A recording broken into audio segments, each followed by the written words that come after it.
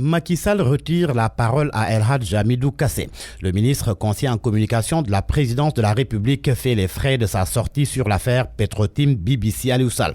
L'observateur révèle que le chef de l'État a pris la décision de se séparer de son porte-parole officiel. Une mesure qui, de l'avis de mon confrère, devrait, sauf retournement de situation, être officialisée aujourd'hui.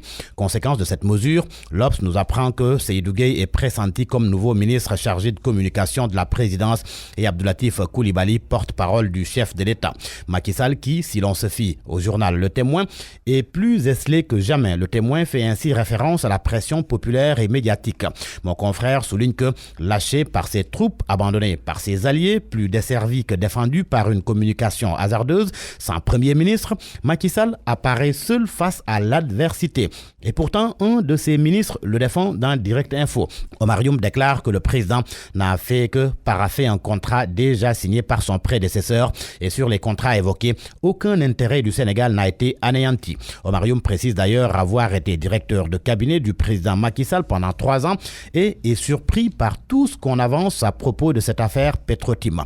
Alors que l'affaire Petrotim BBC Aliou Sall alimente les débats, Libération nous apprend que Africa Oil and Power annonce qu'elle remettra le prix de l'homme de l'année du secteur pétrolier africain à Macky Sall lors de sa conférence annuelle au Cap. Selon un communiqué parcouru par le journal, le président Sall a été sacré pour ses efforts visant à relancer l'économie sénégalaise et à créer un marché attractif pour le pétrole et le gaz. Libération souligne que le dernier récipiendaire du prix est le secrétaire général de l'OPEP, Mohamed Sanoussi Barkindo. Le pétrole et le gaz, le rapport Aoudi en parle dans le quotidien. Pour lui, il faudrait une enquête sérieuse sur les contrats pétroliers. Aoudi évoque aussi dans une large interview le PBS, la gouvernance, entre autres sujets. Quelques passages de l'entretien mis en exergue à la première page du journal, ces histoires d'émergence.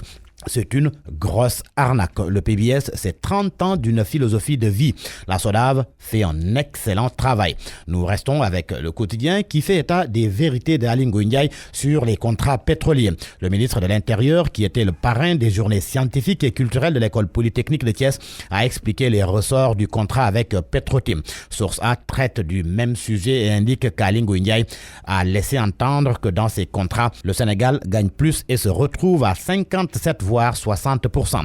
Il ajoute, je le cite, « Nous attendons dans ce gisement 114 milliards de dollars en termes de revenus. Et lorsque nous allons sortir les investissements, on va se retrouver avec 57 milliards. Le Sénégal et la Mauritanie auront 23 milliards de dollars, BP aura 8 milliards de dollars et Cosmos 4 milliards. » Alors, il n'y a pas que le pétrole ces derniers temps. Il y a aussi la CAN de football, la Coupe d'Afrique des Nations en Égypte. Hier, pour leur entrée en lice, les Lions ont battu la Tanzanie 2-0. Du coup, tous les journaux quasiment reviennent sur cette victoire du Sénégal.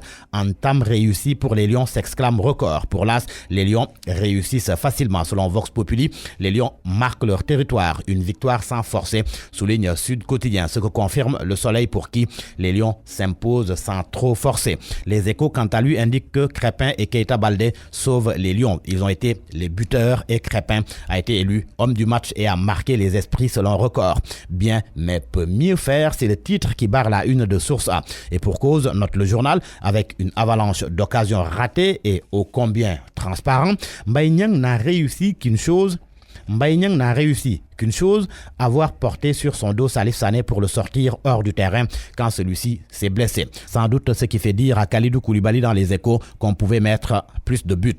Mais malgré tout, Aliou Cissé confie dans Record qu'ils peuvent maintenant penser à l'Algérie qui a battu le Kenya 2-0 aussi. Sénégal-Algérie, c'est jeudi et Record parle d'une finale du groupe C. Et cette déclaration du président de la Fédération sénégalaise de football, Maître Augustin Senghor, mise en exergue par les Échos, si nous passons les quarts, je vous promets le trophée. À vos kiosques et bonne lecture.